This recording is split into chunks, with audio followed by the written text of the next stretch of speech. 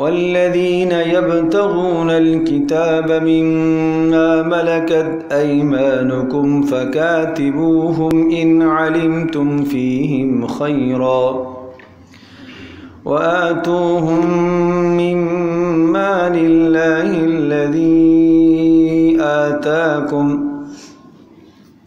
ولا تكرهوا فتياتكم على البغاء إن أردنا تحصنا لتبتغوا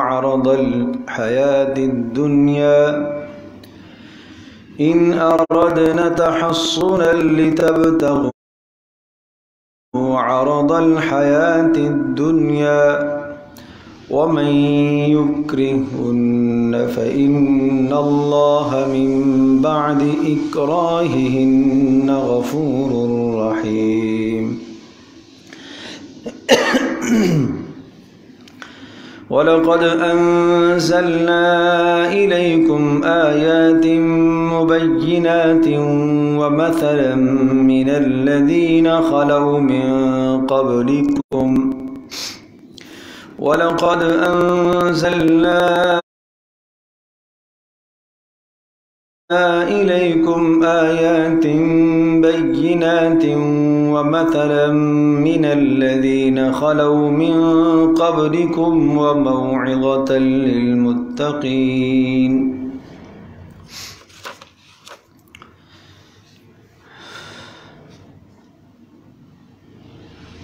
سورة النور آیت نمبر 32 ہے۔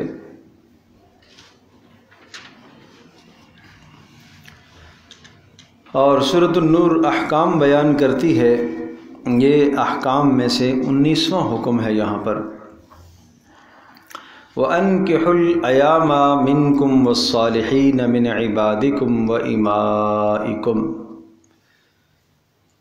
اور اے سرپرستو تم نکاح کراؤ الایامہ، جو بے نکاح ہیں، بے نکاح مردوں کے اور بے نکاح عورتوں کے بھی نکاح کراؤ، منکم جو تم میں سے ہیں، والصالحین من عبادکم و ابنائکم، اور اسی طرح سے وہ نیک اور پرہیزگار جو تمہارے غلام ہیں ان کے بھی نکاح کراؤ، و امائکم، اور جو تمہاری لونڈیاں اور باندیاں ہیں ان کے بھی نکاح کراؤ، ان یکونوا فقراء یغنیہم اللہ من فضلی، اگر وہ فقیر ہیں تو اللہ تبارک تعالی ان کو اپنے فضل سے غنی کرے گا، واللہ واسع علیم، اور اللہ وسعتوں والا اور علم رکھنے والا ہے۔ وَلْيَسْتَعْفِفِ الَّذِينَ لَا يَجِدُونَ نِكَاحًا، اور پاک دامنی اختیار کرنی چاہیے ان لوگوں کو، لا یجدون نکاحًا، جو نکاح کی طاقت استطاعت نہیں رکھتے، حتیٰ یغنیہم اللہ من فضلی، اس وقت تک جب تک اللہ تبارک تعالیٰ انہیں غنی نہ کر دے۔ والذین یبتغون الکتاب، اور اسی طرح سے وہ غلام جو مکاتبت چاہتے ہیں، مما ملکت ایمانکم، تمہارے غلاموں میں سے، فکاتبوہم، ان کو مکاتب بنا لو، ان علمتم فیہم خیرا، اگر تمہیں اندازہ ہو کہ مکاتب بنانے میں بہتری ہے، وآتوہم من مال اللہ الذی آتاکم، اور انہیں دیتے رہا کرو اس مال میں سے جو اللہ پاک نے تمہیں دیا ہے، اللہ کے مال میں سے جو اللہ نے تمہیں عطا کیا ہے اس میں سے انہیں دیتے رہو۔ وَلَا تُكْرِهُوا فَتَيَاتِكُمْ عَلَى الْبِغَاءِ، اور نہ مجبور کیا کرو اپنی باندیوں کو زنا پر، ان اردنا تحصنا، اگر وہ پاک دامنی چاہتی ہیں تو انہیں تم مجبور نہ کرو زنا پر، لِتَبْتَغُوا عَرَضَ الْحَيَاةِ الدُّنْيَا، دنیا کا ساز و سامان چاہنے کے لیے، وَمَن يُكْرِهُنَّ، اور سن لو جس نے انہیں مجبور کیا، فَإِنَّ اللَّهَ مِن بَعْدِ إِكْرَاهِهِنَّ غَفُورٌ رَحِيمٌ، انہیں مجبور کرنے کے بعد اگر کوئی توبہ کر لیتا ہے تو اللہ تبارک تعالیٰ بخشنے والا مہربان ہے۔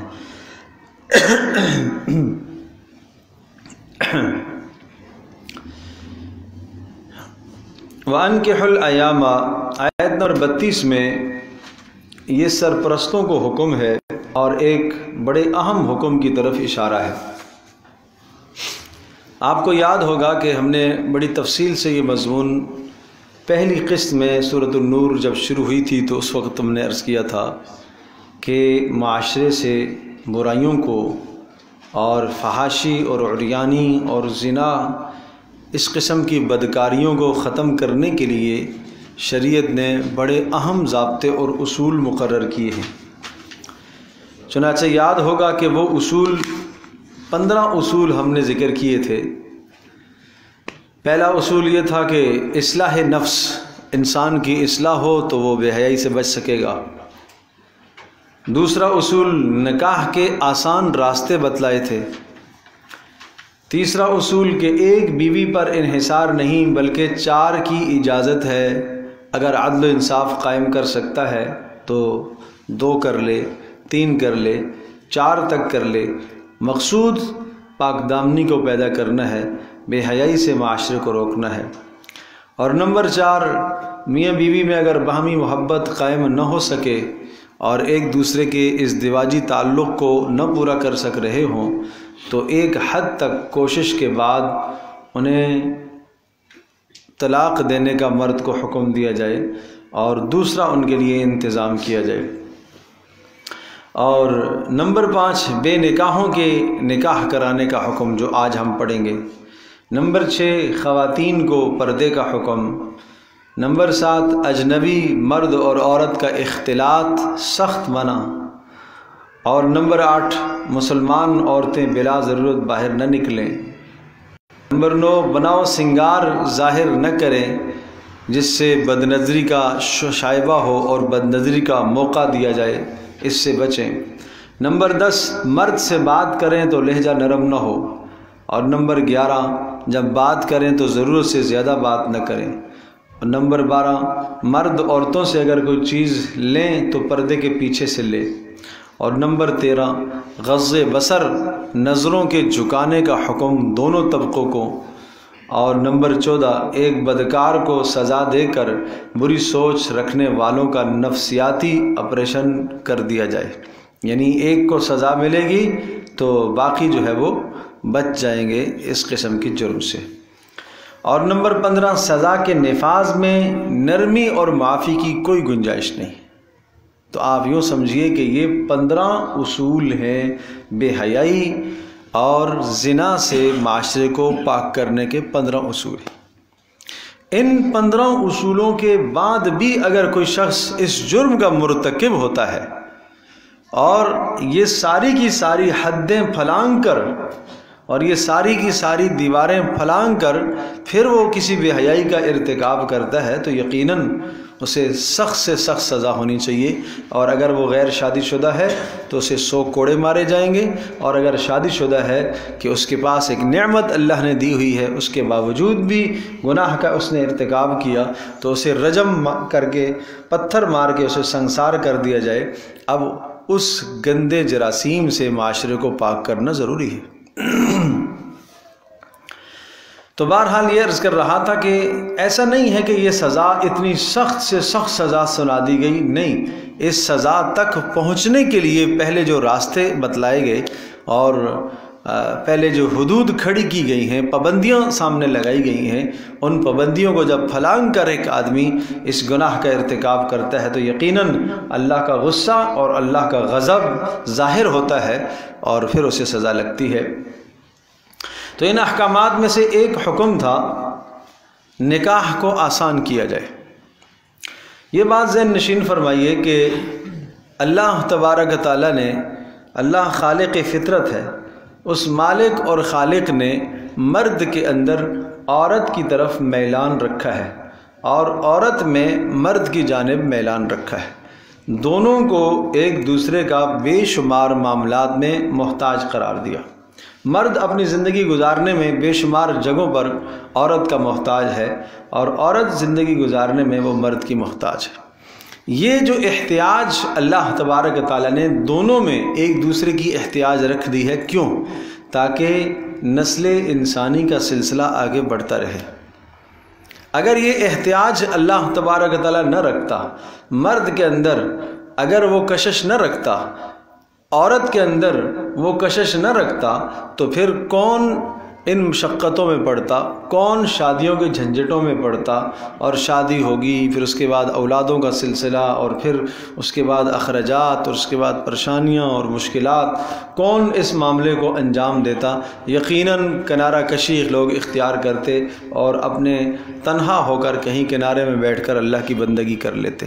لیکن اس خالق فطرت نے دونوں طبقوں کے اندر، دونوں صنفوں کے اندر، دونوں قسموں میں، یعنی مرد کے اندر عورت کی احتیاج رکھی، عورت کے اندر مرد کی احتیاج رکھی، گویا کہ مرد عورت کا محتاج ہوا اور عورت مرد کی محتاج ہوئی۔ اب اس احتیاج کو پورا کرنے کا جو جائز راستہ ہے، اس ضرورت کو جو پورا کرنے کا جائز راستہ ہے، وہ نکاح ہے۔ جس طرح سے، بالکل اسی طرح سے سمجھ لیجئے جس طرح سے انسان کے اندر اللہ تبارک و تعالیٰ نے بھوک رکھی ہے، پیاس رکھی ہے۔ ظاہر ہے بھوک اور پیاس جب اس انسان کو محسوس ہوتی ہے تو اب اس کے سامنے دو راستے ہیں۔ ایک تو یہ کہ وہ حلال سے اپنا پیٹ بھرتا ہے، اور دوسرا راستہ اس کے سامنے حرام کا ہے کہ حرام سے اپنا پیٹ بھرے، چوری کر کے پیٹ بھرے، کسی کا مال لوٹ کسوٹ کر کے پیٹ بھرے۔ تو اس کے لیے یقیناً دینداری اور نیکی اور پرہیزگاری کا راستہ کیا ہے کہ وہ حلال کھا لے۔ بالکل اسی طرح سے جس طرح سے مرد اور عورت کے اندر اللہ نے بھوک اور پیاس رکھی ہے، اور اس بھوک اور پیاس کو پورا کرنے کے لیے جائز راستے بھی متعین فرمائے ہیں، بالکل اسی طرح سے مرد اور عورت دونوں میں اللہ پاک نے یہ جنسی تسکین رکھی ہے۔ مرد کو عورت کی طرف خواہش، عورت کو مرد کی طرف خواہش، اور اس خواہش کو پورا کرنے کے لیے بھی جائز راستے بھی موجود ہیں اور حرام راستے بھی موجود ہیں۔ امتحان اسی چیز کا نام ہے کہ ایک آدمی اپنے ایمان کی بدولت جائز راستے کو اختیار کرے اور حرام سے اپنے آپ کو بچا لے۔ اور جائز راستہ کیا ہے؟ وہ نکاح کا راستہ ہے۔ یا جائز راستہ یہاں جو آیات میں مذکور ہے وہ کیا ہے؟ باندیوں اور لونڈیوں کا راستہ ہے۔ پہلے زمانے میں ایسا تھا جب اسلامی جہاد ہے، اور آج بھی اگر وہ حکم اسی طرح سے لوٹ کے آ جائے تو تب بھی اسی طرح سے باندیاں اور غلام بنیں گے کہ میدان جنگ سے، میدان جہاد سے جو کافروں کی عورتیں ہاتھ آتی تھیں وہ لونڈیاں اور باندیاں کہلاتی تھیں، اور جو کافروں کے مرد ہاتھ آتے تھے ان کو غلام کہا جاتا تھا۔ ٹھیک ہے، اور بھی نکال لو۔ تو اور یہاں بھی بڑی ایک اہم بات ذہن نشین کیجیے گا، کوئی ذہن میں وسوسہ اور خیال نہ آئے کہ اسلام کیوں لونڈیاں بناتا ہے، اسلام کیوں غلام بناتا ہے۔ بھائی اس لیے کہ اسلام تمہیں دعوت دیتا ہے کہ اللہ کی بندگی اختیار کرو، اور محمد رسول اللہ صلی اللہ علیہ وسلم کی رسالت کے تم قائل ہو جاؤ۔ اس دھرتی پر اللہ کا قانون، اللہ کا نظام چلے گا، اسلام یہ دعوت دیتا ہے، اور اگر تم اس دعوت کو اختیار کرتے ہو تو ہماری طرح ہو جاؤ گے، اور اگر نہیں اختیار کرتے ہو تو پھر تم جزیہ دو گے، ٹیکس دو گے، اقتدار حکومت ہماری رہے گی، اور تمہیں تمام تر تحفظات مہیا کیے جائیں گے، اقلیتوں کے حقوق جو ہیں تمہیں سارے حقوق دیے جائیں گے، تمہاری جانوں کا تحفظ ہم کریں گے، تمہارے مالوں کا تحفظ ہم کریں گے، تمہاری عزتوں کا تحفظ ہم کریں گے، ہر طرح کا تحفظ ہم تمہیں دیں گے۔ لیکن تم ہمارے اسلامی ملک کے اندر، اس اسلامی اقتدار کے اندر، اسلامی ریاست کے اندر تمہیں کسی قسم کے اپنے مذہب کو پرچار کرنے کی اجازت نہیں ہوگی، اس لیے کہ اب اسلام کا غلبہ ہو چکا ہے، اور تمہیں ٹیکس دے کے رہنا ہے، اور اس ٹیکس کے بدلے میں ہم تمہاری جانوں کی، مالوں کی اور ہر شے کی ہم حفاظت کریں۔ اسلام یہ حکم بتاتا ہے۔ اگر یہ بھی آپ کو تسلیم نہیں ہے تو پھر تیسری صورت تلوار کی ہے، پھر ہمارے اور تمہارے درمیان میں فیصلہ ہوگا تلوار سے۔ پھر جب تلوار سے فیصلہ ہوگا تو اس وقت جو سامنے آ گئے، اب یہ ایسے بدترین جراثیم ہو گئے کافر کہ نہ تو جناب وہ اسلام لانے کو تیار اور نہ اسلام پھیلانے کو آگے ہمیں جانے دے رہے ہیں، بلکہ رکاوٹ کھڑی کر رہے ہیں بیچ میں۔ تو اب ان گندے جراثیم کو تو ختم کرنا یہ ایسا ہی ہے جیسا کہ معاشرے کا ناسور اور کینسر ہے، اس کینسر کو تو ختم کرنا ضروری ہے، اس لیے تلوار کا حکم ہے۔ جہاد و قتال کا حکم آیا۔ اب مسئلہ یہ ہوا کہ جب یہ میدان جہاد سے یہ غلام بھی ہاتھ میں آ گئے، لونڈیاں بھی ہاتھ میں آئی ہیں، تو اصل تو یہ تھا کہ معاشرے کو ان گندے وجودوں سے پاک کرنے کے لیے قتل کر دیا جاتا۔ بات سمجھے بھائی؟ قتل کر دیا جاتا، لیکن اسلام احسان کر رہا ہے کہ چلو ان کو اپنے گھروں میں رکھو اور شاید یہ مسلمان ہو جائیں اور ان کو ایک موقع اور دے دو، اور صرف رکھو نہیں بلکہ ان کے حقوق ادا کرو۔ اور ادھر ساتھ ساتھ ترغیب بھی سنائی کہ کیا ترغیب سنائی؟ غلام آزاد کرو، غلام آزاد کرو، غلام آزاد کرو۔ جو غلام آزاد کرے گا اس کی آزادی کے بدلے میں یہ آدمی جہنم سے آزاد ہوگا، چہرے کے بدلے میں اس کا چہرہ، ہاتھوں کے بدلے سے ہاتھ، پیروں کے بدلے میں پیر اس کے جہنم سے آزاد ہوگا۔ دوسرا، بہت سارے مسلمانوں کے گناہ ایسے ہیں کہ جن گناہوں پر کفارے لازم کیے ہیں غلام آزاد کرنا۔ کوئی اگر کسی کو غلطی سے قتل کر لیتا ہے تو کیا کرے؟ غلام آزاد کرے۔ بیوی سے اگر کوئی آدمی ایسا کلمہ کہہ دیتا ہے جو ماں کو بولا جاتا ہے، وہ بیوی سے کہتا ہے زہار کا کلمہ، تو غلام آزاد کرے۔ کوئی آدمی اگر قسم کھا لیتا ہے اور قسم کو تو کھا کے پھر توڑ دیتا ہے تو وہ غلام آزاد کرے۔ اس طرح سے غلاموں کی آزادی کے پھر فضائل سنائے، اس قدر فضائل سنائے کہ صحابہ ان فضائل کو سن کر آزاد کرتے چلے گئے۔ لیکن پھر بھی ایک ان غلاموں کو، ان باندیوں کو ایک چانس اور موقع ہوتا ہے کہ اگر یہ ایمان لے آئیں تو بہت اچھی بات ہے۔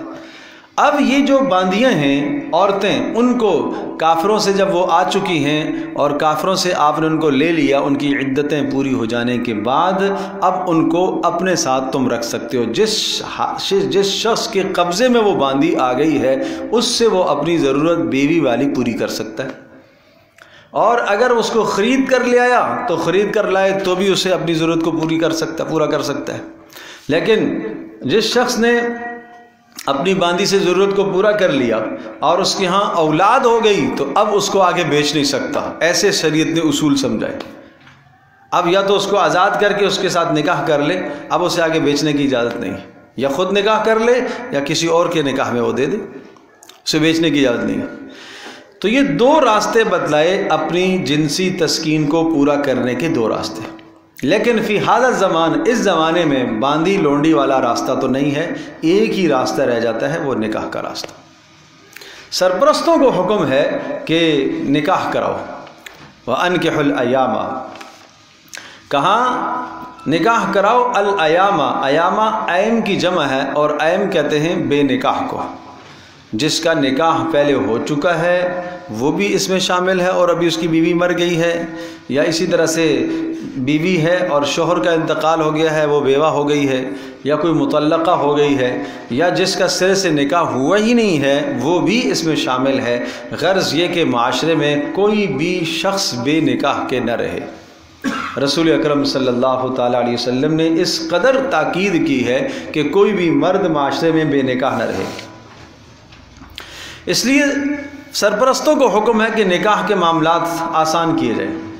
پھر یہ بات ذہن نشین فرما لیجئے گا، ایک آدمی کے پاس استطاعت موجود ہے، مہر دینے کی استطاعت موجود ہے، بیوی کو نان نفقہ دینے کی استطاعت موجود ہے، رہائش دینے کی استطاعت موجود ہے، مہر دینے کی استطاعت بھی ہے، رہائش دینے کی استطاعت بھی ہے اپنی حیثیت کے مطابق، اور نان نفقہ بھی دینے کی استطاعت موجود ہے، اور دوسری جانب گناہ میں پڑ جانے کا قوی اندیشہ ہے اس شخص کو، تو اس پر نکاح کرنا فرض ہے، اس پر نکاح کا کرنا فرض ہے۔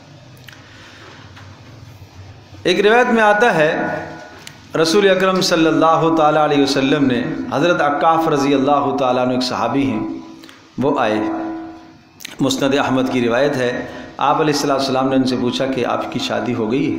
انہوں نے کہا نہیں، شادی نہیں ہوئی۔ آپ نے پوچھا کوئی لونڈی اور باندی ہے آپ کی یہ ضرورت جس سے پوری ہو؟ نہیں اللہ کے رسول، لونڈی باندی بھی نہیں۔ پھر آپ نے پوچھا کہ آپ فقیر ہو؟ انہوں نے کہا نہیں اللہ کے رسول، میں تو صاحب مال ہوں۔ کتنا مال ہے؟ اتنا مال ہے۔ انہوں نے کوئی مقدار بتلائی مال کی، تو پھر آپ نے فرمایا اچھا اتنا مال ہے اور پھر بھی اگر تم نے نکاح نہیں کیا تو پھر تو تم شیطان کے بھائی ہو، پھر تو تم شیطان کے بھائی ہو۔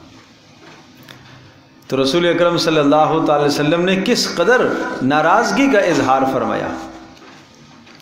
اور پھر یہ بات ذہن نشین فرمائیے کہ نکاح سنت انبیاء ہے. رسول اکرم صلی اللہ تعالی وسلم کا ارشاد پاک ہے 4 چیزیں وہ انبیاء علیہ الصلوۃ والسلام کی سنت ہیں. حیاداری کو اختیار کرنا، خوشبو کا استعمال کرنا، مسواک کا استعمال کرنا اور نکاح کرنا، یہ 4 کام کیا ہیں؟ انبیاء علیہ الصلوۃ والسلام کی سنت ہے، تمام انبیاء کی سنت ہے. اور اسی طرح سے ایک حدیث میں ارشاد فرمایا مسکین ہے وہ شخص، مسکین ہے وہ شخص، وہ مرد جس کی بیوی نہ ہو. وہ آدمی کیا ہے؟ مسکین ہے. عرض کیا اللہ کے رسول اگر بہت مال والا ہو تب بھی مسکین ہے؟ آپ نے فرمایا ہاں اگرچہ بہت مال والا ہو پھر بھی مسکین ہے، پھر بھی وہ مسکین ہے. پھر ارشاد فرمایا وہ عورت بھی مسکین ہے جس کا شوہر نہ ہو، وہ عورت بھی مسکین ہے جس کا شوہر نہ ہو. پوچھا گیا اللہ کے رسول اگر بہت زیادہ مالدار ہو، مال والی ہو تو کا پھر بھی وہ مسکین ہے. تو رسول اکرم صلی اللہ تعالی علیہ وسلم نے اپنے مبارک حدیث سے کیا سبق دیا ہے کہ نکاح کو رواج دیا جائے. نکاح نہ کرنا رسول اللہ صلی اللہ علیہ وسلم کی نظروں میں پسندیدہ عمل نہیں تھا، استطاعت ہونے کے بعد پسندیدہ عمل نہیں تھا.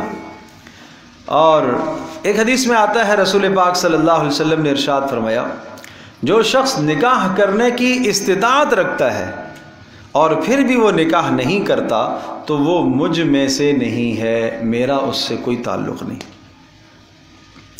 جو آدمی نکاح کی استطاعت رکھتا ہے اور پھر بھی نکاح نہیں کرتا تو اس کا مجھ سے کوئی تعلق نہیں. ایک حدیث پاک میں آتا ہے رسول اکرم صلی اللہ تعالی علیہ وسلم کے احوال معلوم کیے 3 اصحاب نے کہ رسول اللہ صلی اللہ علیہ وسلم کے گھر کی زندگی کیسی ہوتی ہے. بتلایا گیا کہ آپ علیہ السلام رات کو تہجد بھی پڑھتے ہیں، آپ دن کو روزہ بھی رکھتے ہیں، آپ علیہ السلام اپنے گھروں میں ازواج مطہرات کے پاس بھی جاتے ہیں. تو ان 3 اشخاص نے یہ کہا کہ کہاں رسول اللہ صلی اللہ علیہ وسلم اور کہاں ہم. وہ تو بہت بلند مقام ہے ان کا، تو انہیں تو بہت زیادہ اعمال کی ضرورت نہیں ہے. اتنا بلند مقام ہونے کے باوجود بھی آپ علیہ السلام رات کو سوتے بھی ہیں اور نماز بھی پڑھتے ہیں اور دن کو روزہ بھی رکھتے ہیں اور کسی دن آپ ناغہ بھی کرتے ہیں. ہمیں تو زیادہ اعمال کی ضرورت ہے. ایک نے کہا کہ میں ہمیشہ روزہ رکھوں گا، دوسرے نے کہا میں ساری رات قیام کروں گا، تیسرے نے کہا کہ میں شادی نہیں کروں گا، میں ساری زندگی اللہ کی عبادت کرتا رہوں گا. رسول اکرم صلی اللہ تعالی علیہ وسلم نے انہیں بلایا اور آپ علیہ السلام نے پوچھا کہ تم لوگوں نے یہی باتیں کہی ہیں؟ انہوں نے کہا جی اللہ کے رسول ہم نے یہی باتیں کہی ہیں. تو رسول پاک صلی اللہ تعالی وسلم نے ارشاد فرمایا کہ اللہ کی قسم میں تم سب سے زیادہ اللہ کا ڈر اور اللہ کا خوف رکھنے والا ہوں، اور تم سب سے زیادہ میں اللہ کے حقوق اور بندوں کے حقوق کی نگہداشت کرنے والا ہوں. جب میں تم سب سے زیادہ اللہ کے حقوق کی حفاظت کرنے والا ہوں تو بتاؤ میں رات کو سوتا بھی ہوں اور رات کو قیام بھی کرتا ہوں اور دن روزہ بھی رکھتا ہوں اور کسی دن چھوڑتا بھی ہوں اور میں نے شادیاں بھی کی ہوئی ہیں. اور پھر آپ نے ارشاد فرمایا یاد رکھو جو میری سنت سے اعراض کرے گا، منہ موڑے گا، وہ مجھ میں سے نہیں ہے. فمن رغب عن سنتی فلیس منی. عام طور پر نکاح کا خطبہ جب ہوتا ہے تو خطبہ اس حدیث کو ذکر کرتے ہیں من رغب عن سنتی فلیس منی، جس نے میری سنت سے منہ موڑا، اعراض کیا، وہ مجھ میں سے نہیں ہے. معنی یہ ہے کہ وہ میرا امتی کہلانے کے لائق نہیں ہے، وہ قیامت کے دن مجھ سے سفارش کی تمنا نہ کرے. اور پھر یہ بات ذہن نشین فرمائے، آپ نے ارشاد فرمایا من احب فطرتی، جو آدمی میری فطرت سے محبت رکھتا ہے، میری چاہت اور میرے طریقے سے محبت رکھتا ہے، فَلْيَسْتَنَّ بِسُنَّتِي، اسے چاہیے کہ وہ میری سنت کی پیروی کرے. اور میری سنتوں میں سے نکاح بھی میری سنت ہے، اس پر عمل کرے. یہ جو آپ علیہ السلام نے فرمایا نکاح میری سنت ہے، اس کے دو مقصد ہیں۔ ایک مقصد تو کہ یہ ہے کہ نکاح کو عبادت سمجھا جائے، رسول اللہ کی سنت ہے تو سنت کیا ہوتی ہے؟ عبادت ہوتی ہے، تو لہٰذا اس میں عبادت کے پہلو کو غالب رکھا جائے۔ جس طرح سے ہم عبادت کے مسائل اور احکام سیکھتے ہیں، نماز ایک عبادت ہے، روزہ ایک عبادت ہے، روزے کے مسائل و احکام ہم سیکھتے ہیں اور جانتے ہیں، تو نکاح بھی ایک کیا ہے؟ عبادت ہے، تو اس کے احکام اور مسائل بھی کیا کرنے چاہیے؟ سیکھنے چاہیے۔ بیٹی کا رشتہ ہونے لگا ہے، اس بیٹی کو اس ازدواجی زندگی کی تمام ضروریات اسے سیکھنی چاہیے، تمام وہ آیات اور تمام وہ احادیث اسے جاننی چاہیے کہ رسول اکرم صلی اللہ تعالیٰ علیہ وسلم نے عورت کے ذمے کیا کیا ذمہ داریاں عائد فرمائی۔ ایک آدمی ابھی حج فرض نہیں ہے اس پر نا، تو ٹھیک ہے، حج کے احکام سیکھنا بھی فرض نہیں ہے۔ جس دن صاحب استطاعت ہوا اور مال اس کے پاس آ گیا اور حج کرنے کی صلاحیت ہو گئی، اب حج کے مسائل کا سیکھنا بھی اس پر کیا ہو گیا؟ فرض ہے۔ بالکل اسی طرح سے نکاح کے مسائل کا سیکھنا بھی اس کے لیے ضروری ہو گیا جب یہ نکاح اور ازدواجی زندگی سے منسلک ہونے لگا ہے، تاکہ کسی کی بہن کو اپنے گھر میں لا کے برباد تو نہ کرے نا، کسی کی بیٹی کو اپنے گھر کے اندر لا کے تباہ تو نہ کرے۔ اس لیے اس کو حکم ہے کہ یہ مرد بھی سیکھے، عورت کا بھی حکم ہے کہ وہ بھی کسی کی زندگی تلخ نہ کرے، وہ بھی احکام سیکھے۔ تو بہرحال رسول پاک صلی اللہ تعالی وسلم نے یہ بتلایا کہ یہ میری سنت ہے۔ اور حضرت عبداللہ ابن عباس رضی اللہ تعالی عنہ ارشاد فرماتے ہیں نکاح کر لو، نکاح کر لو، اس لیے کہ ازدواجی زندگی کا ایک دن غیر شادی شدہ زندگی کے اتنے برس عبادت کرنے سے زیادہ بہتر ہے۔ کیوں؟ اس لیے فرمایا کہ جس نے نکاح کر لیا اس نے آدھا ایمان مکمل کر لیا۔ فَلْيَتَّقِ اللَّهَ فِي النِّصْفِ الْبَاقِي، باقی آدھے میں اللہ سے ڈرتا رہے۔ اور پھر نکاح ایک عبادت ہے۔ مقاصد نکاح کی کیا ہے؟ نکاح ایک عبادت ہے۔ نمبر 2، نکاح کے ذریعے سے تقوی اور پرہیزگاری حاصل ہوتی ہے۔ نمبر 3، نکاح جنسی تسکین کا ایک ذریعہ ہے۔ میں نے عرض کیا کہ دونوں میں ایک دوسرے کی کشش کو رکھا گیا ہے اور اس کشش کو پورا کرنے کا جو راستہ ہے وہ نکاح ہے۔ اور نمبر 4، نکاح کا مقصد اولاد کا حصول ہے۔ رسول اکرم صلی اللہ علیہ وسلم نے فرمایا میں تو قیامت کے دن فخر کروں گا، میری امت کی تعداد زیادہ ہوگی تو میں فخر کروں گا۔ اس لیے آپ نے فرمایا تزوج الودود الولود فإنی مکاثر بکم الامم یوم القیامہ، کہ تم ایسی عورتوں سے نکاح کیا کرو کہ جن میں بچہ جننے کی صلاحیت بہت زیادہ ہو، اور یہ خاندانوں سے اندازہ ہوتا ہے۔ فرمایا تاکہ قیامت کے دن میں فخر کروں گا۔ اور پھر یہ بات ذہن نشین فرمائیے کہ یہ مقصود ہے پیارے پیغمبر صلی اللہ تعالی وسلم نے گویا کہ تمنا ظاہر فرمائی ہے کہ قیامت کے دن میں فخر کروں گا، تو اتنے سارے فوائد کو نظر انداز کرنا معاشرے میں یہ کہاں کا انصاف ہے؟ اب بات رہی ہے کہ آج کل کے دور میں تو نکاح کرنا تو بڑا مشکل ہے، بڑے اخراجات ہیں۔ میں آپ کو رسول اللہ صلی اللہ تعالی وسلم کا مشورہ بتاتا ہوں۔ آپ یوں سمجھیں کہ آپ کسی بزرگ آدمی کے پاس چلے گئے اور آپ ان سے رائے لینا چاہتے ہیں کہ بھائی ہمیں رائے چاہیے، نکاح کے معاملے میں رائے چاہیے۔ دونوں طبقوں کو آپ نے رائے دی، آپ کی رائے، آپ کی بات علی الرأس والعین، وہ سر آنکھوں پر ہے۔ اور یقین جانیے اگر رسول اللہ صلی اللہ علیہ وسلم کی اس رائے کی اور اس منشا اور اس مراد کی لاج رکھتے ہوئے آدمی نکاح کے معاملات کو آگے بڑھاتا ہے تو طے شدہ بات ہے، اللہ کا وعدہ ہے کہ اللہ تبارک و تعالیٰ ان کے لیے اسباب پیدا کرے گا۔ یہ اللہ کا وعدہ ہے، اللہ وعدہ کی خلاف ورزی تو نہیں کرتا۔ رسول اکرم صلی اللہ تعالیٰ علیہ وسلم نے یہ ارشاد فرمایا اذا خطب الیکم ممن ترضون خلقہ ودینہ، یہ لڑکی والوں کو رسول اکرم صلی اللہ تعالیٰ علیہ وسلم کا ارشاد سن لینا چاہیے۔ یہ آپ علیہ الصلوۃ والسلام کا مشورہ اور رسول پاک صلی اللہ علیہ وسلم کا مشورہ وہ حکم ہے، وہ حکم ہے۔ کیا ارشاد فرمایا؟ اذا خطب الیکم ممن ترضون خلقہ ودینہ، جب کسی ایسے لڑکے کا پیغام تمہارے پاس پہنچے کہ جس کے اخلاق اور جس کا دین اچھا ہو، جس کے دین کو دیکھ کر اور اس کے اخلاق کو دیکھ کر آپ کو خوشی ہو، فزوجوہ، اب اپنی بیٹی کا رشتہ اسے دے دو۔ کیا چیزیں دیکھنے کا کہا بھائی؟ اخلاق اور دین۔ اخلاق ہوں گے تو حقوق العباد ادا کرے گا، یعنی بیوی کے حق کو ادا کرے گا، اور دین ہوگا تو کیا؟ اللہ کے حقوق کو ادا کرے گا۔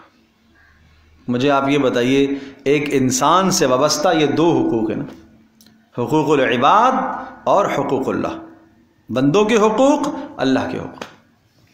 تو رسول اکرم صلی اللہ تعالیٰ علیہ وسلم نے کتنا خوبصورت معیار بتلایا ہے کہ جس شخص کے اخلاق سے اور جس شخص کے دین سے تم مطمئن ہو جاؤ، اپنی بیٹی کا رشتہ اسے دے دو، فزوجوہ، اس کو نکاح دے دو۔ وَإِن لَّمْ تَفْعَلُوا، اور اگر تم نے ایسا نہ کیا تو فَفَسَادٌ عَرِيضٌ، پھر لمبا چوڑا فساد معاشرے میں پھیلے گا۔ پھر تم اگر یہ دیکھتے رہے کہ مال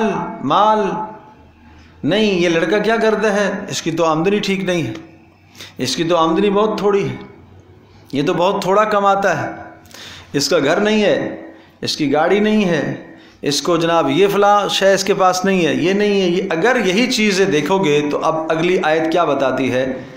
لتبتغوا عرض الحیات الدنیا، کیا تم دنیا کی زیب و زینت اور دنیا کا مال چاہتے ہو؟ ولا تکرہوا فتیاتکم علی البغاء، اپنی بچیوں کو، اپنی باندیوں کو، اصل تو یہ باندیوں کے لیے ہے، فرمایا تو ان باندیوں کو تم زنا پر، اللہ کی بندیوں کو تم زنا پر کیوں مجبور کر رہے ہو؟ بے حیائی پر کیوں تم مجبور کر رہے ہو؟ کہ جب اسباب ہونے کے باوجود بھی، رشتہ مناسب آنے کے باوجود بھی تم رشتہ نہیں دے رہے ہو۔ اتنے بلند اور اونچے معیار بنا رکھے ہیں کہ لڑکیاں زندگی گزارتے گزارتے گزارتے ادھیڑ عمر کو پہنچ جاتی ہیں، بڑھاپے کو پہنچ جاتی ہیں، اس کے بعد بالکل رشتے آنا ختم ہو جاتے ہیں۔ تو یہ کتنا بڑا ظلم ہے۔ آخر کب تک ماں باپ جب تک حیات ہیں تو ماں باپ کے سر پر بیٹیاں زندہ ہیں، اور جب ماں باپ کی سر سے گزر گئی اور وہ نکل گئے، دنیا سے رخصت ہو گئے، تو اس کے بعد ان بچیوں کا ٹھکانہ کہاں ہوگا؟ کیا اس دور کے اندر آپ توقع رکھتے ہیں کہ بیٹے یعنی بھائی اور بھابیاں ان کے ساتھ اچھا رویہ رکھیں گی؟ ایک آدمی کا اپنا گھرانہ اس مہنگائی کے دور میں مشکل سے چل رہا ہے تو وہ کیسے برداشت کرے گا؟ اور پھر بے نکاح کے ہونا وہ کوئی عزت کی بات نہیں ہے، بے نکاح کے ہونا عزت کی بات نہیں ہے۔ اپنے اندر اپنے معیاروں کو تھوڑا سا نیچے کرو، اس کی ضرورت ہے۔ رسول اکرم صلی اللہ تعالی وسلم کی مبارک زندگی تو دیکھیے نا۔ آپ علیہ الصلاۃ والسلام، ایک صحابی ہیں سعد رضی اللہ تعالی عنہ، نبی علیہ الصلاۃ والسلام نے ان سے پوچھا کہ سعد تم شادی کرو گے؟ انہوں نے کہا اللہ کے رسول، پہلے تو خاموش رہے، اس لیے کہ کچھ مال و متاع سامان تو تھا نہیں۔ پھر دوبارہ پوچھا، پھر کہا نہیں اللہ کے رسول۔ اور پھر دل میں یہ خیال آیا کہ اللہ کے رسول صلی اللہ علیہ وسلم نے جب مجھ سے پوچھا ہے تو وہ انتظام بھی کریں گے۔ اب انتظار میں تھے کہ کسی دن مجھ سے پوچھے تو میں ہاں کروں۔ بالآخر ایک دن آ گیا، ساتھ شادی کرو گے؟ انہوں نے کہا جی اللہ کے رسول۔ رسول پاک صلی اللہ تعالیٰ علیہ وسلم نے انصار کے ایک گھرانے میں ان کو بھیج دیا کہ جب وہ فلاں انصاری ہیں ان کے پاس چلے جاؤ اور ان کے گھر میں رشتہ ہے اور میرا جا کے ان کو بتا دو۔ اب یہ چلے گئے اور جا کے ان دروازہ بجایا، کون؟ جی فلاں۔ رنگ کے اعتبار سے خوبصورت نہیں تھے، مال کچھ بھی نہیں تھا، رسول اللہ صلی اللہ علیہ وسلم کی خدمت میں ہی پڑے رہتے تھے۔ تو کہا نبی علیہ الصلوۃ والسلام کی جانب سے آیا ہوں اور مجھے رسول اللہ صلی اللہ علیہ وسلم نے کہا ہے کہ میں آپ کو نکاح کا پیغام دوں۔ انہوں نے سمجھا کہ شاید یہ رسول اللہ صلی اللہ تعالی وسلم کے لیے نکاح کا پیغام آیا ہے، آپ علیہ الصلوۃ والسلام ہمارے گھر میں سے رشتہ کرنا چاہ رہے ہیں۔ تو اس سے بڑھ کے کیا سعادت تھی کہ نبی علیہ الصلوۃ والسلام کی یہ تمنا۔ تو کہا کہ نہیں، رسول پاک صلی اللہ علیہ وسلم اپنے لیے نہیں کہہ رہے ہیں، میرے لیے کہہ رہے ہیں۔ تو جب انہوں کو دیکھا سر سے لے کر پاؤں تک تو کہا کہ نہیں مشکل ہے۔ اچھا یہ واپس ہو گئے. واپس ہو گئے تو پیچھے سے ان کی بیٹی نے کہا کہ ابا جان آپ یہ نہ دیکھیں کہ یہ شخص کون ہے، یہ دیکھیں کہ بھیجا کس نے. یہ رسول اللہ صلی اللہ علیہ وسلم نے بھیجا ہے، لہٰذا میں راضی ہوں. مال نہیں ہے، میں راضی ہوں اس پر. شکل و صورت نہیں ہے، میں اس پر راضی ہوں. دین تو ہے نا، اخلاق تو ہیں. اللہ کے نبی نے جس کو ہمارے گھر میں بھیجا تو معلوم ہوا کہ وہ اخلاق ہیں اس کا دین ہے، اس کا دین ہے. تو رسول اکرم صلی اللہ تعالیٰ علیہ وسلم سے وہ نکل کے آئے اور جیسے ہی مجلس میں پہنچے تو کہ اللہ کے رسول انہوں نے منع کر دیا. تو جیسے ہی کہا منع کر دیا تو فوری باپ بھی حاضر ہو گئے پیچھے لڑکی کے. اللہ کے رسول منع کیا تھا لیکن اب ہم راضی، اب ہم راضی. تو پیارے پیغمبر صلی اللہ تعالیٰ علیہ وسلم نے حضرت علی رضی اللہ تعالیٰ عنہ سے کہا اور حضرت عثمان رضی اللہ تعالیٰ عنہ سے کہا کہ سعد کی شادی کا خرچ جمع کرو. چنانچہ انہوں نے کچھ خرچ جمع کیا، کچھ 700 درہم کے لگ بھگ رقم جمع ہوئی.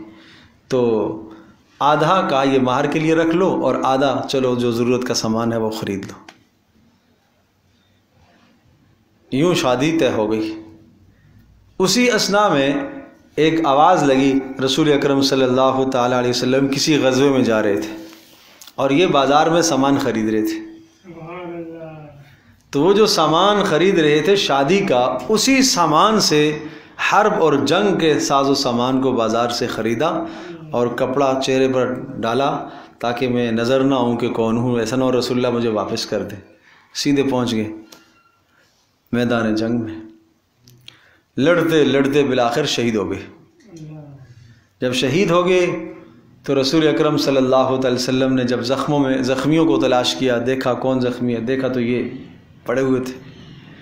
کپڑا اٹھایا تو یہ تو سعد ہے. آپ علیہ الصلوۃ والسلام نے ان کو اپنی مبارک گود میں ان کا سر رکھا اور ان کی زندگی کے آخری لمحات تھے. تو آپ علیہ الصلوۃ والسلام کی آنکھوں سے آنسو آ گئے اور پھر آپ مسکرائے. تو رسول پاک صلی اللہ علیہ وسلم سے صحابہ نے پوچھا کہ آپ روئے کیوں اور مسکرائے کیوں، ہنسے کیوں؟ آپ نے چہرہ بھی پھیرا تو آپ نے ارشاد فرمایا کہ رونا تو سعد کی جدائی پر ہے. سعد کی جدائی، دوست ہے، ساتھی ہے، ایمان لانے والا ہے، مسلمان ہے، اس کی جدائی پر رونا آیا. اللہ کے رسول پھر آپ مسکرائے کیوں، ہنسے کیوں؟ پھر آپ نے چہرہ پھیر لیا، کہا میں دیکھ رہا ہوں کہ آسمانوں سے حوریں اتر رہی ہیں سعد کو لینے کے لیے، اور ایک حور کو میں نے دیکھا کہ اس کی پنڈلی سے کپڑا اوپر ہو گیا تو میں نے اپنی نظر دوسری طرف کر لی. اس لیے تو ان لوگوں نے دنیا کو نہیں دیکھا، مال و متاع کو نہیں دیکھا بھائی، ساز و سامان کو نہیں دیکھا بھائی، بالکل نہیں دیکھا. اور نکاح کا معاملہ صحابہ کی زندگی میں اتنا آسان تھا، اتنا آسان تھا. ایک شخص آیا، انہوں نے کہا اللہ کے رسول میں نکاح کرنا چاہتا ہوں. آپ نے کہا آپ کے پاس کچھ ہے دینے کو؟ کچھ ہے؟ نہیں کچھ نہیں. کتنا قرآن یاد ہے؟ اتنا قرآن یاد ہے. رسول اللہ صلی اللہ تعالی وسلم نے ان کا نکاح کروا دیا قرآن کی وجہ سے. مہر چلو بعد میں دے دینا، یعنی مؤجل قرار دیا، بعد میں ادا کر دینا، لیکن اس وقت آپ علیہ السلام نے ان کا نکاح کروا دیا. تو یہ نکاح کا معاملہ اس قدر سہل اور اس قدر آسان تھا. مرنے کا معاملہ، شادی کا معاملہ، یہ دو معاملات بڑے آسان تھے. ہر آدمی نے اس دنیا سے جانا ہے، کوئی پہلے چلا گیا، کوئی بعد میں جائے گا، سب نے جانا ہی. اور دوسرا نکاح کا معاملہ، ایسا بھی حال ہوتا تھا، ایسے بھی حالات و احوال آتے تھے کہ نکاح ہو گیا ایک قریبی شخص کا، رسول اللہ صلی اللہ علیہ وسلم کو خبر بھی نہ ہوئی. عبد الرحمن بن عوف رضی اللہ تعالی عنہ کتنے جلیل قدر صحابی ہیں. عبد الرحمن بن عوف کتنے جلیل قدر صحابی ہیں.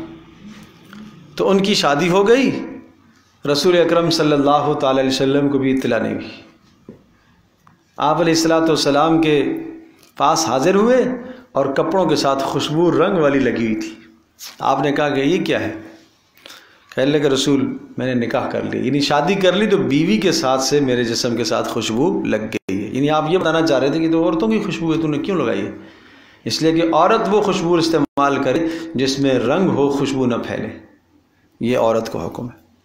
تو یہ تو عورتوں کی ہے۔ کہ اللہ کے رسول میں نے نکاح کر لیا۔ کسی بھی تاریخ میں یہ نہیں آتا کہ رسول اللہ نے شکوہ کیا ہو کہ تو نے مجھے کیوں نہیں دعوت دی، مجھے کیوں نہیں تو نے کہا، مجھے کیوں نہیں آپ نے بتایا۔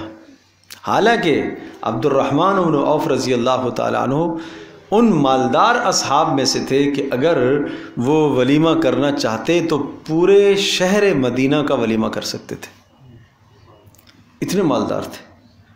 آپ نے فرمایا اولم ولو بشاتن، عبد الرحمن ولیمہ کر لو، اور کچھ نہ ہو سکے تو ایک بکری ذبح کر کے ولیمہ کر لو۔ اچھا، وہاں ایک بکری کا ذبح کرنا کوئی بہت بڑا کام نہیں ہوتا تھا، اس لیے کہ ہر شخص کے پاس 30 40 50 بکریاں، 100 بکریاں، 400 1000 ریوڑ بکریاں بھی ہوتے تھے، تو ان میں سے ایک بکری ذبح کر لو اور ولیمہ کچھ نہ کچھ خوشی کا اظہار کر لو۔ تو خرچہ صرف ولیمے کا اور مہر کا، یہ 2 خرچے ہیں، بس یہ 2 خرچے، مہر کا خرچہ اور ولیمے کا خرچہ۔ اور مہر جتنا آسانی سے بسہولت ادا ہو سکے وہ مہر ہے، اور ولیمہ مہر کا خرچہ واجب ہے اور ولیمے کا خرچہ وہ کیا ہے، اور اس کو اگر آپ یہ کہیں کہ مستحب ہے تو زیادہ بہتر ہے۔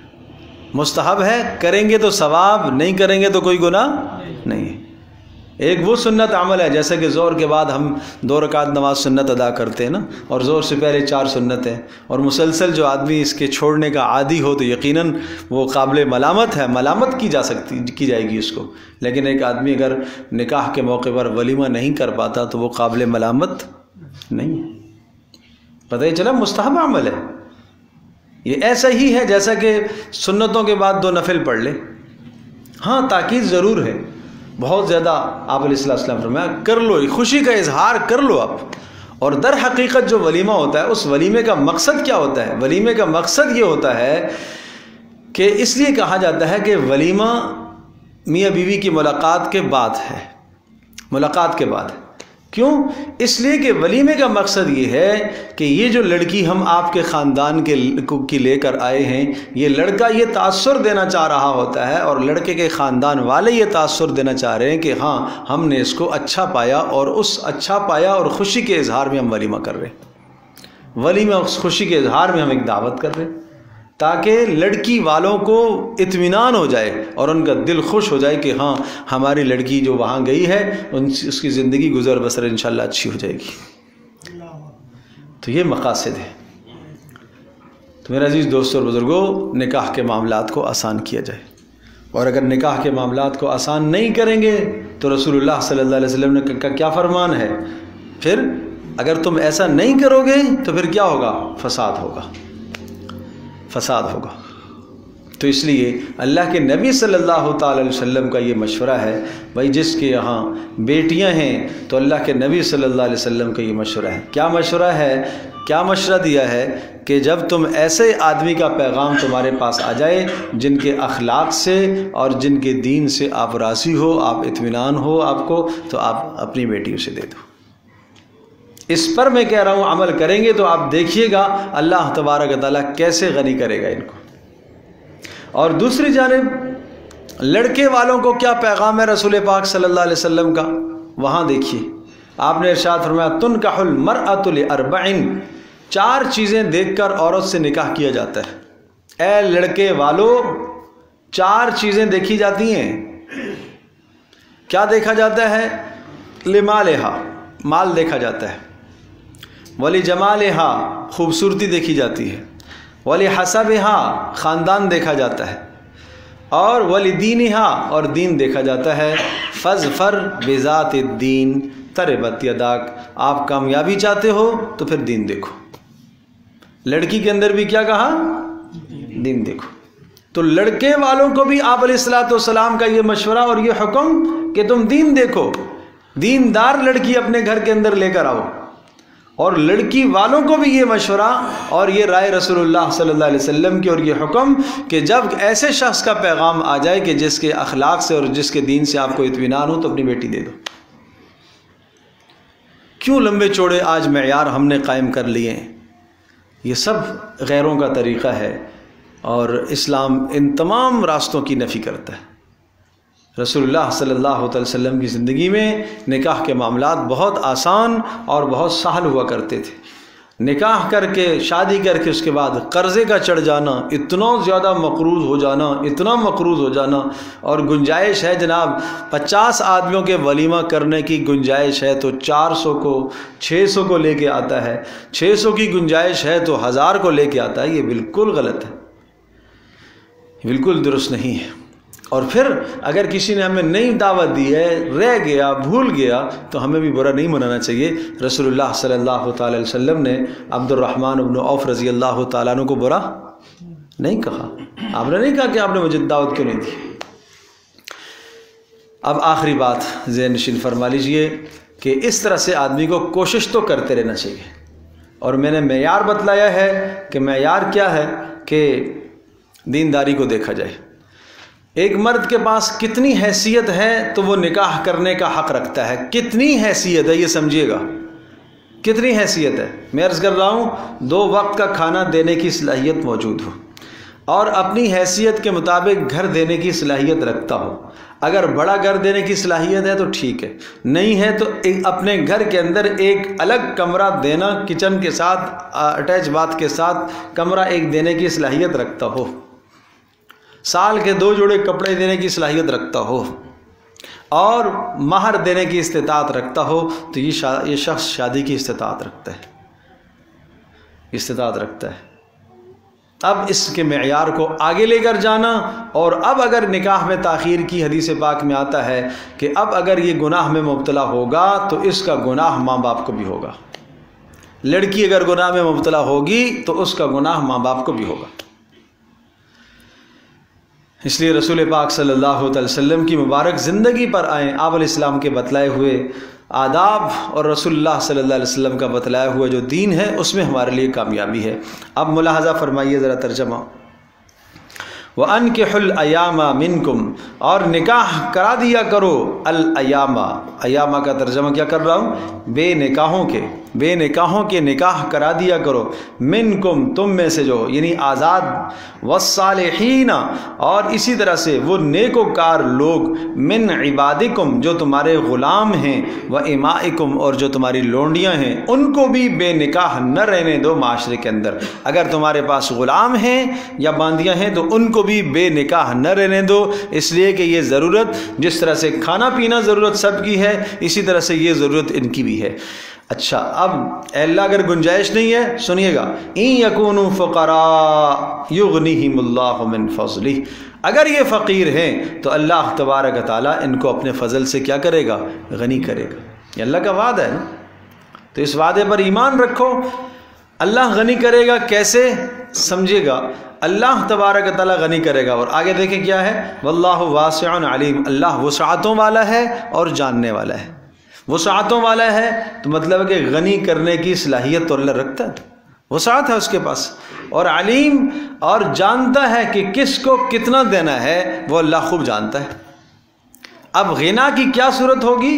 غنا کی صورت یہ ہوگی کہ یہ آپ اچھی طرح سے ذہن نشین فرما لیجئے کہ جب بیوی گھر کے اندر آتی ہے تو اس کے نصیب کا جو رزق ہے وہ لے کے آئے گی، اس کے نصیب کا جو رزق ہے وہ لے کے آئے گی۔ سبب شوہر لگے گا، سبب شوہر بنے گا، لیکن وہ اپنا نصیب کھائے گی۔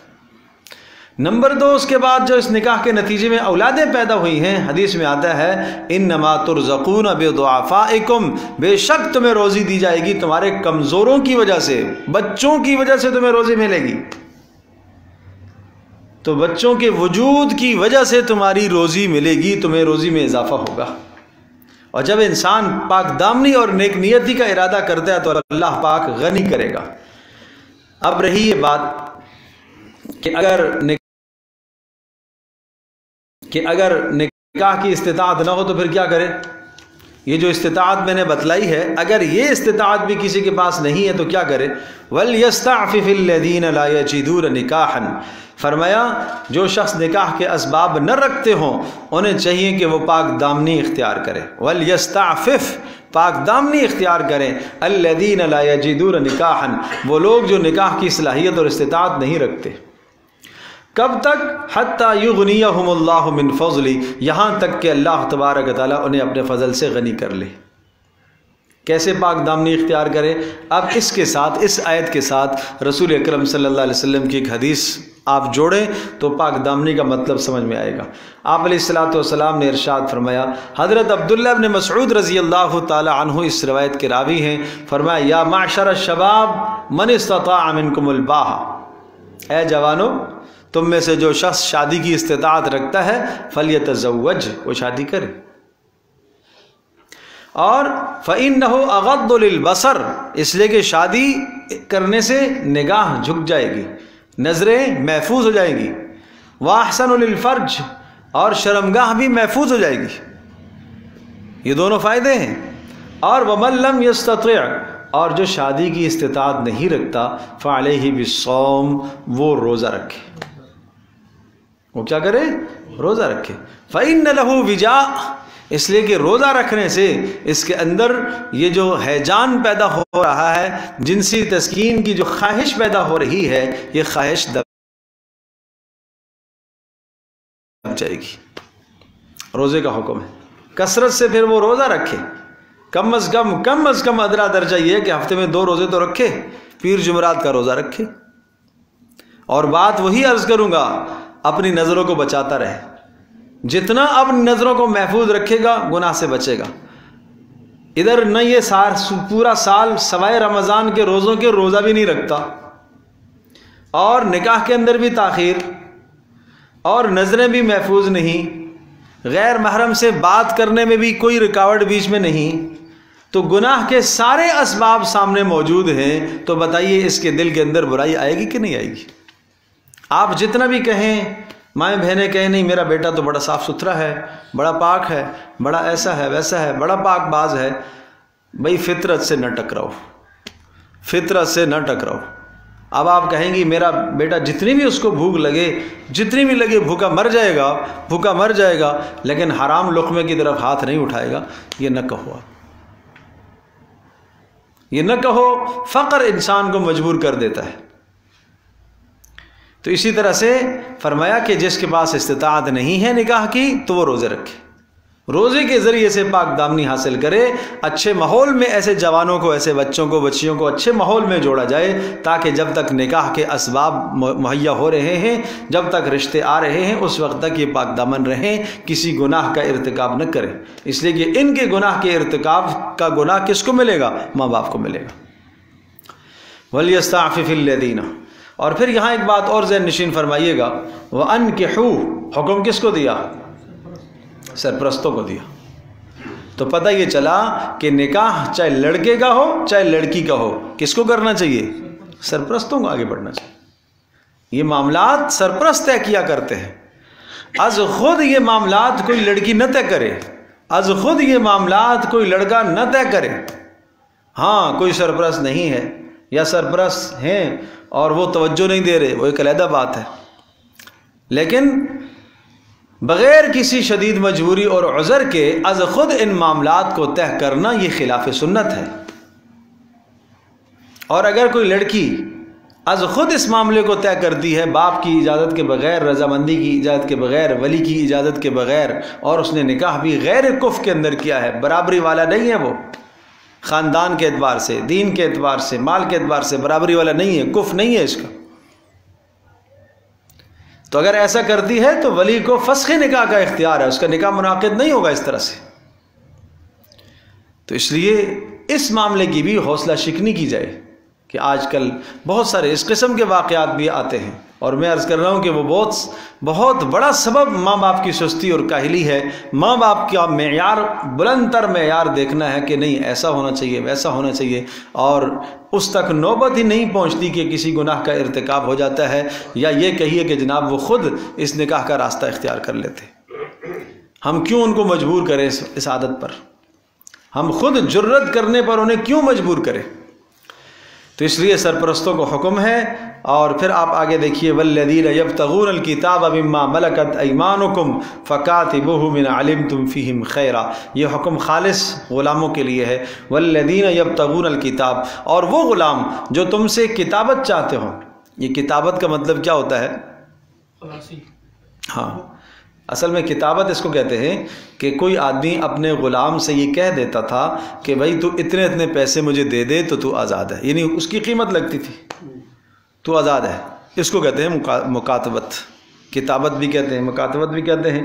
تو پھر وہ کیا کرتے تھے؟ وہ غلام محنت مزدوری کر کے پیسہ اتنا جمع کرتے تھے. اور حکم ہے کہ وہ غلام جو مکاتبت چاہتے ہیں آپ کو اپنی یہ دیکھو یہ بات وہی ہے، اسلام آزادی چاہتا ہے. وہ غلام جو غلامی کی زندگی گزار رہا ہے، اگر وہ اپنی آزادی کے لیے کوشش کر رہا ہے تو اس کو کوشش کا موقع دو، اسے موقع دو. اور اگر وہ آزاد ہونا چاہتا ہے اور وہ کہتا ہے کہ ٹھیک ہے اتنے اتنے پیسے میں آپ کو دے دوں گا، مجھے آپ آزاد کر لیں، تو بس اس کو آپ کمائی کے لیے آزاد کریں تاکہ وہ کمائے. اور باقی دیگر افراد کو حکم ہے کہ وہ اس کے ساتھ تعاون کرے. زکوٰۃ کے مال سے اگر وہ مستحق زکوٰۃ ہے، یقیناً مستحق زکوٰۃ ہے، اس کے ساتھ زکوٰۃ کے مال سے تعاون کریں اور اس کے پاس اتنے پیسے جمع ہو جائیں تاکہ وہ اپنی آزادی حاصل کر لے. دیکھیے گا فکاتبوہم، فرمایا وہ غلام جو مکاتبت چاہتے ہوں، فکاتبوہم ان کو مکاتب بنا لو، ان علمتم فیہم خیرا اگر تم اس میں کوئی بلائی سمجھتے ہو تو. وآتوہم من مال اللہ الذی آتاکم، اس جملے پر غور کیجیے گا. وآتوہم، اور ان غلاموں کو تم ادا کرو، دو ان کو. کیا دو؟ زکوٰۃ کا مال دو، صدقے کا مال دو، نفلی مال دو. کیوں؟ تاکہ وہ کیا کریں؟ آزادی حاصل کر لے. من مال اللہ الذی آتاکم، اللہ کے اس مال میں سے جو اللہ نے تمہیں دیا ہے. غور کیجیے گا اس لفظ پر، اللہ کے مال میں سے. اللہ کے مال میں سے کمایا آپ نے ہے، محنت آپ نے کی ہے، مزدوری آپ نے کی ہے، مشقت آپ نے کی ہے، پھر بھی اس مال کو منسوب اللہ اپنی طرف کر رہا ہے. یہ اللہ کا مال ہے. یہ تصور دیا جا رہا ہے کہ جو تمہارے پاس ہے وہ کس کا ہے؟ وہ اللہ کا مال ہے. اللہ تبارک تعالیٰ نے تمہیں اس مال کے استعمال کا تصرف کا حق دیا ہے. بھائی جیسے انسان کے، آپ جانتے ہو خودکشی کیوں حرام ہے؟ اپنا ہاتھ کاٹنا کیوں حرام ہے؟ اس لیے حرام ہے خودکشی کہ انسان اپنی جان کا مالک تو نہیں ہے نا. انسان اپنے ہاتھوں کا مالک تو نہیں ہے. مالک کون ہے ہاتھوں کا؟ اللہ ہے. اللہ تبارک تعالیٰ نے آپ کو یہ جسم عطا فرمایا اور آپ کو آزاد دیے، کس مقصد کے لیے؟ استعمال کے لیے. اسی طرح سے مال بے جا بہانا، فضول خرچ مال کرنا، فضول جگہ پر لگانا مال کو، یہ حرام ہے. اسراف ناجائز ہے، تبذیر ناجائز ہے. کیوں ناجائز ہے؟ کوئی آدمی یہ دعویٰ نہیں کر سکتا میرا اپنا مال ہے میں جیسے چاہوں لٹاؤں. کیوں؟ یہ مال کس کا ہے؟ اللہ کا ہے. یہ اللہ نے تمہیں عطا فرمایا ہے، اللہ نے تمہیں صلاحیت دی ہے، اللہ کے حکم کے مطابق تو نے کمایا ہے. اس لیے وآتوہم من مال اللہ الذی آتاکم، اللہ تبارک تعالیٰ کا دیا ہوا مال تم انہیں دو. ولا تکرہوا فتیاتکم علی البغاء ان اردنا تحصنا لتبتغوا عرض الحیاۃ الدنیا. اور فرمایا ولا تکرہوا، اس میں اول خطاب اور پہلا حکم تو وہی لونڈیوں اور باندیوں کے لیے ہے. غور کیجیے گا. ولا تکرہوا، اور مت مجبور کرو، فتیاتکم اپنی باندیوں کو، علی البغاء کس بات پر؟ زنا پر. ان اردنا تحصنا، اگر وہ پاک دامنی چاہتی ہیں تو تم انہیں زنا پر مجبور کیوں کرتے ہو؟ لتبتغوا عرض الحیات الدنیا، دنیا کا مال و متاع بٹورنے کے لیے، دنیا کا مال اور سامان حاصل کرنے کے لیے. انہیں ہوتا یہ تھا اس زمانے کے اندر کہ جو لونڈیاں ہوتی تھیں وہ برائی کرواتی تھیں اور اس پر پیسے لیتی تھی، اور وہ پیسے کون لیتا تھا؟ ان کا مالک لیتا تھا. تو اس پر فرمایا کہ ولا تکرہوا فتیاتکم، کیوں آپ اپنی باندیوں کو مجبور کرتے ہو؟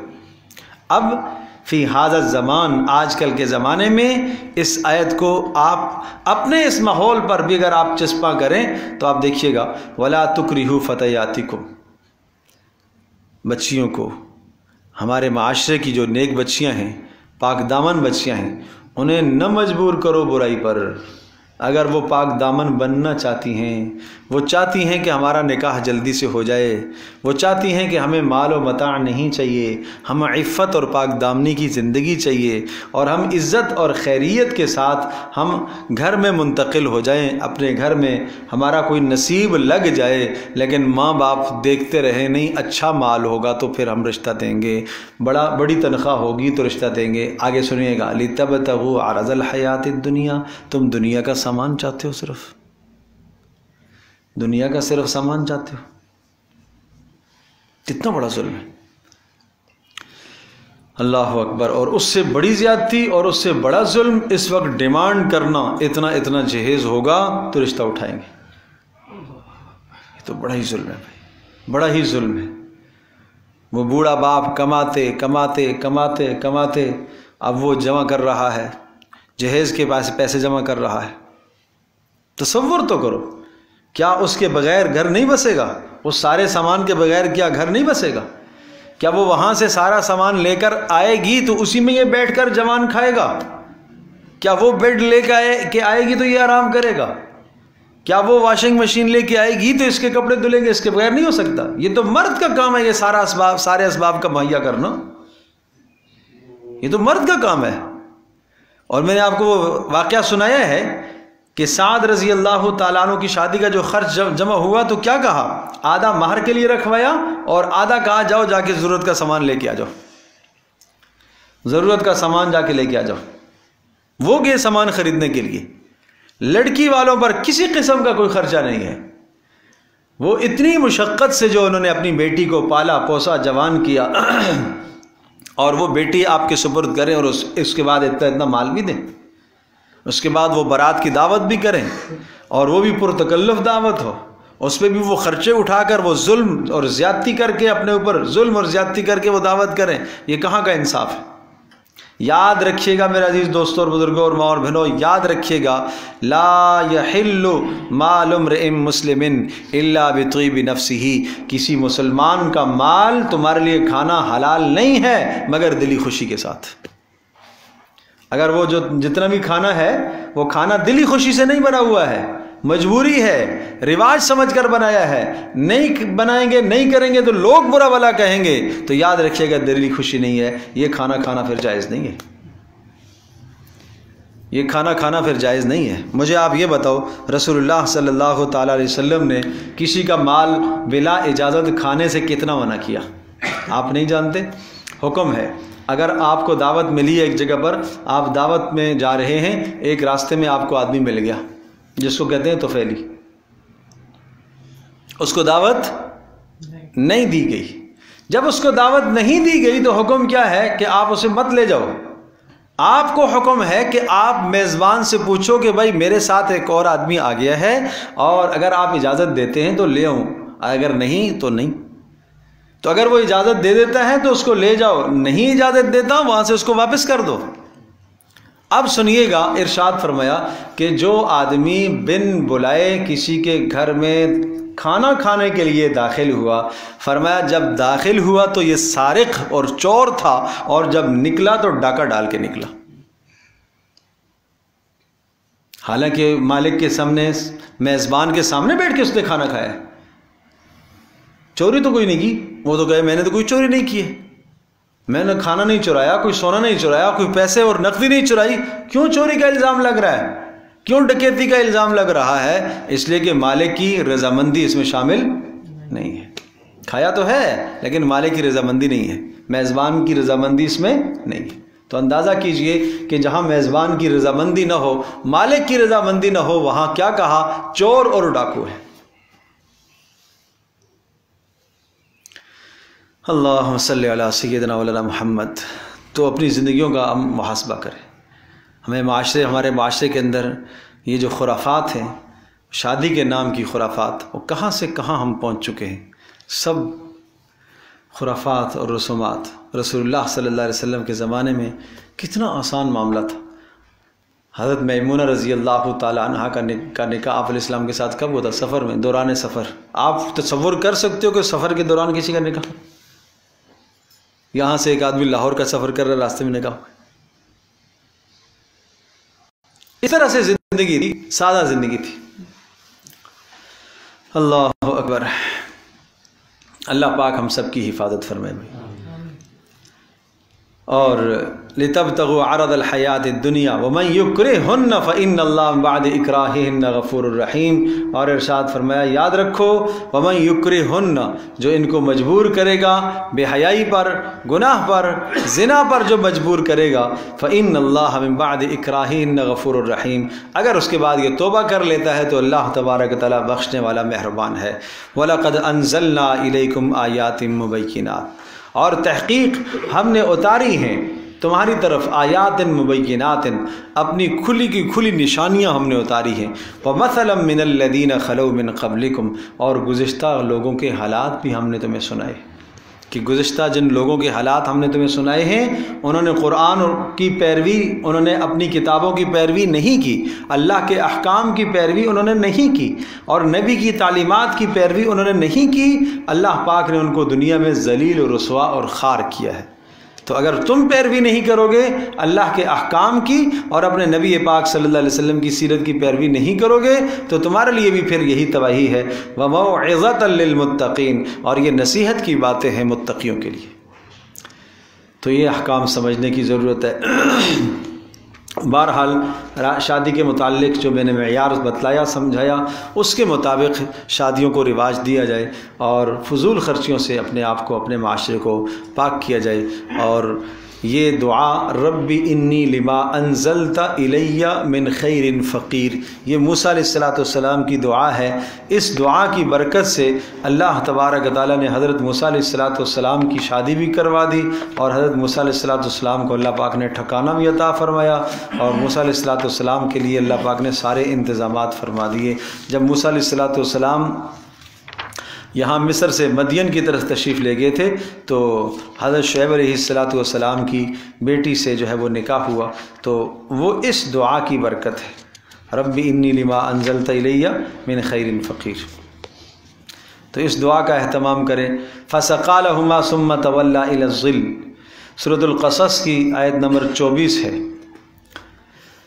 کہ موسیٰ علیہ السلام نے جب ان بچیوں کے جانوروں کو پانی پلایا اور پھر ایک سائے کی طرف آئے، فقالا، تو یہ دعا کی رب انی لما انزلت الی من خیر فقیر، اے اللہ جو کچھ تو مجھے عطا کرے گا، جو بھی تو میری طرف بھیجے گا، میں اس کا محتاج ہوں۔ بڑی پیاری دعا ہے، کثرت سے اس دعا کا اہتمام کرتے رہنا چاہیے۔ اور اسی طرح سے یا ذل جلال والاکرام، یا ذل جلال والاکرام 1100 مرتبہ روزانہ اس کا اہتمام کرنا چاہیے، شادی اور رشتے کے لیے، اچھے رشتے کے انتخاب کے لیے۔ اور اسی طرح سے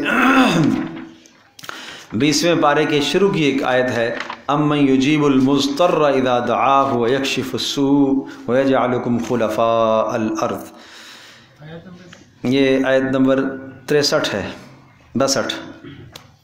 62 سورہ نمل کی 20ویں پارے کے شروع میں، یہ پہلے صفحے پر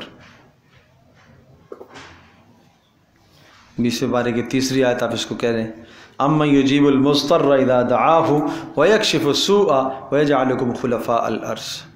اور اسی طرح سے سورۃ الاخلاص 100 مرتبہ، اول آخر 3 بار درود شریف پڑھیں، اور بیچ میں 100 مرتبہ سورہ اخلاص پڑھیں، اللہ سے دعا کریں۔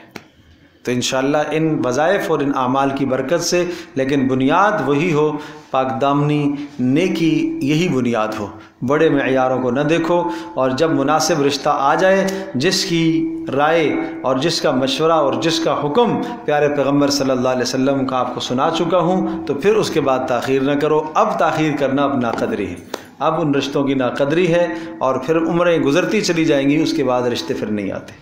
پھر آپ کہیں گے کسی نے بندش کر دی، کسی نے یہ کر لیا، کسی نے وہ کر لیا۔ میرا عزیز دوستوں اور بزرگوں، ہر جگہ بندش نہیں ہوتی ہے، بہت بڑا کردار اپنے گناہوں کا بھی ہوتا ہے، بہت بڑا کردار اپنے گناہوں کا ہوتا ہے۔ ان گناہوں کی وجہ سے قوت فیصلہ آدمی کی ختم ہو جاتی ہے، آدمی درست فیصلہ نہیں کر پاتا کہ اب میں کیا کروں۔ استخارہ کرو، خود استخارہ کرو، حکم ہے استخارے کا۔ اللہ تبارک و تعالیٰ سے لجاجت کے ساتھ، زاری کے ساتھ گڑ گڑا کر اللہ کے سامنے توبہ کر کے استخارہ کرو۔ اور استخارے میں کیا ہے، ضروری نہیں ہے آپ کو کوئی خواب میں آئے گا، کسی سے آپ مت استخارہ کراؤ، خود کرو۔ جو کام آپ کے لیے بہتر ہوگا اللہ اس کے لیے اسباب پیدا کر دے تو یہ اس کے اچھے ہونے کی نشانی. اسباب پیدا ہونا شروع ہو جائیں، آپ کے دل میں میلان ہو جائے تو یہ اس بات کی نشانی ہے کہ یہ عمل آپ جو کرنا چاہ رہے ہیں یہ بہتر ہے، اس کو آپ اختیار فرما لیں. اللہ تبارک تعالی ہم سب کے لیے سمجھنا عمل کرنا آسان فرمائے. تو یہ پرچہ ایک تو یہ مقاصد نکاح اور اس کی اہمیت، یہ ابھی فوٹو کاپی کیا ہے تو یہ بھی آپ لوگ لے لیں.